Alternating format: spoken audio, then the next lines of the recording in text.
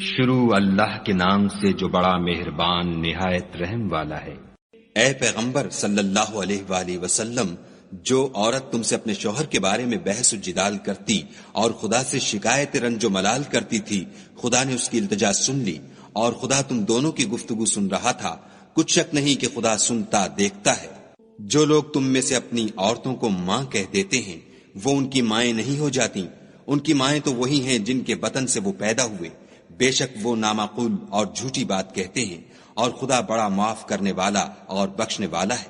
اور جو لوگ اپنی بیویوں کو ماں کہہ بیٹھیں پھر اپنے قول سے رجوع کر لیں تو ان کو ہم بستر ہونے سے پہلے ایک غلام آزاد کرنا ضرور ہے۔ مومنو، اس حکم سے تم کو نصیحت کی جاتی ہے، اور جو کچھ تم کرتے ہو خدا اس سے خبردار ہے۔ جس کو غلام نہ ملے وہ مجامعت سے پہلے متواتر 2 مہینے کے روزے رکھے، جس کو اس کا بھی مقدور نہ ہو اسے 60 محتاجوں کو کھانا کھلانا چاہیے۔ یہ حکم اس لیے ہے کہ تم خدا اور رسول کے فرما بردار ہو جاؤ، اور یہ خدا کی حدیں ہیں، اور نہ ماننے والوں کے لیے درد دینے والا عذاب ہے۔ جو لوگ خدا اور اس کے رسول کی مخالفت کرتے ہیں وہ اسی طرح ذلیل کیے جائیں گے جس طرح ان سے پہلے لوگ ذلیل کیے گئے تھے، اور ہم نے صاف اور صریح آیتیں نازل کر دی ہیں۔ جو نہیں مانتے ان کو ذلت کا عذاب ہوگا۔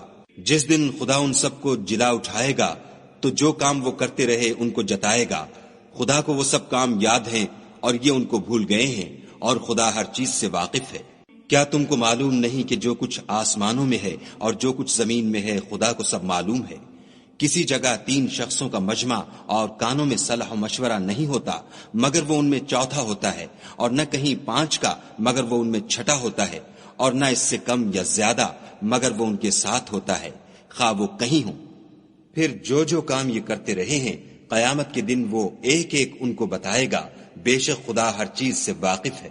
کیا تم نے ان لوگوں کو نہیں دیکھا جن کو سرگوشیاں کرنے سے منع کیا گیا تھا، پھر جس کام سے منع کیا گیا تھا وہی پھر کرنے لگے؟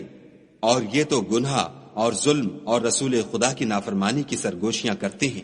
اور جب تمہارے پاس آتے ہیں تو جس کلمے سے خدا نے تم کو دعا نہیں دی اس سے تمہیں دعا دیتے ہیں، اور اپنے دل میں کہتے ہیں کہ اگر یہ واقعی پیغمبر ہیں تو جو کچھ ہم کہتے ہیں خدا ہمیں اس کی سزا کیوں نہیں دیتا؟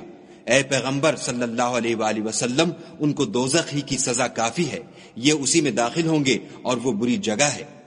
مومنو، جب تم آپس میں سرگوشیاں کرنے لگو تو گناہ اور زیادتی اور پیغمبر کی نافرمانی کی باتیں نہ کرنا، بلکہ نیکوکاری اور پرہیزگاری کی باتیں کرنا، اور خدا سے جس کے سامنے جمع کیے جاؤ گے ڈرتے رہنا۔ کافروں کی سرگوشیاں تو شیطان کی حرکات سے ہیں، جو اس لیے کی جاتی ہیں کہ مومن ان سے غمناک ہوں، مگر خدا کے حکم کے سوا ان سے انہیں کچھ نقصان نہیں پہنچ سکتا۔ تو مومنوں کو چاہیے کہ خدا ہی پر بھروسہ رکھیں۔ مومنوں، جب تم سے کہا جائے کہ مجلس میں کھل کر بیٹھو تو کھل بیٹھا کرو، خدا تم کو کشادگی بخشے گا۔ اور جب کہا جائے کہ اٹھ کھڑے ہو تو اٹھ کھڑے ہوا کرو۔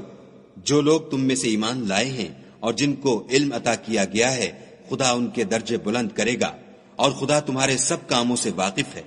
مومنو، جب تم پیغمبر کے کان میں کوئی بات کہو تو بات کہنے سے پہلے مساکین کو کچھ خیرات دے دیا کرو، یہ تمہارے لیے بہت بہتر اور پاکیزگی کی بات ہے۔ اور اگر خیرات تم کو میسر نہ آئے تو خدا بخشنے والا مہربان ہے۔ کیا تم اس سے کہ پیغمبر کے کان میں کوئی بات کہنے سے پہلے خیرات دیا کرو ڈر گئے؟ پھر جب تم نے ایسا نہ کیا اور خدا نے تمہیں معاف کر دیا تو نماز پڑھتے اور زکوٰۃ دیتے رہو، اور خدا اور اس کے رسول کی فرما برداری کرتے رہو، اور جو کچھ تم کرتے ہو خدا اس سے خبردار ہے۔ بھلا تم نے ان لوگوں کو نہیں دیکھا جو ایسوں سے دوستی کرتے ہیں جن پر خدا کا غضب ہوا؟ وہ نہ تم میں ہیں نہ ان میں، اور جان بوجھ کر جھوٹی باتوں پر قسمیں کھاتے ہیں۔ خدا نے ان کے لیے سخت عذاب تیار کر رکھا ہے، یہ جو کچھ کرتے ہیں یقیناً برا ہے۔ انہوں نے اپنی قسموں کو ڈھال بنا لیا اور لوگوں کو خدا کے رستے سے روک دیا ہے، سو ان کے لیے ذلت کا عذاب ہے۔ خدا کے عذاب کے سامنے نہ تو ان کا مال ہی کچھ کام آئے گا اور نہ اولاد ہی کچھ فائدہ دے گی۔ یہ لوگ اہل دوزخ ہیں، اس میں ہمیشہ جلتے رہیں گے۔ جس دن خدا ان سب کو جلا اٹھائے گا تو جس طرح تمہارے سامنے قسمیں کھاتے ہیں اسی طرح خدا کے سامنے قسمیں کھائیں گے، اور خیال کریں گے کہ ایسا کرنے سے کام لے نکلے ہیں۔ دیکھو یہ جھوٹے اور برسرے غلط ہیں۔ شیطان نے ان کو قابو میں کر لیا ہے اور خدا کی یاد ان کو بھلا دی ہے۔ یہ جماعت شیطان کا لشکر ہے، اور سن رکھو کہ شیطان کا لشکر نقصان اٹھانے والا ہے۔ جو لوگ خدا اور اس کے رسول کی مخالفت کرتے ہیں وہ نہایت ذلیل ہوں گے۔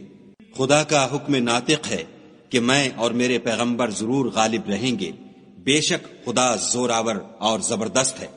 جو لوگ خدا پر اور روز قیامت پر ایمان رکھتے ہیں تم ان کو خدا اور اس کے رسول کے دشمنوں سے دوستی کرتے ہوئے نہ دیکھو گے، خواہ وہ ان کے باپ یا بیٹے یا بھائی یا خاندان ہی کے لوگ ہوں۔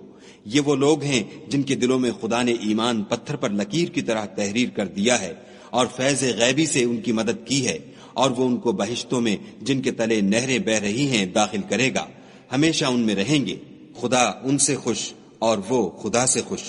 یہی گروہ خدا کا لشکر ہے، اور سن رکھو کہ خدا ہی کا لشکر مراد حاصل کرنے والا ہے۔